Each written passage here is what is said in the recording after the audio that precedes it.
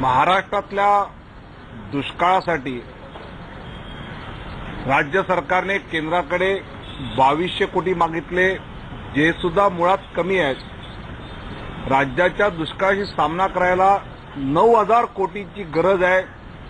मी प्रत्येक काम वाईज खातं वाईज कशी गरज हे काल सभागृहात मांडलेलं आहे, पण सरकारने जे 2200 मागितले त्याला फक्त 1207 कोटीचा प्रतिसाद केंद्राने दिला। अतिशय तुटपुंज आहे आणि त्यामुळे केंद्राने तर अधिक दिलेच पाहिजेत, पण जे कमी पडतील ते राज्य सरकारने आपल्या तिजोरीतना घालून दुष्काळाशी यशस्वी सामना करण्याची गरज आहे।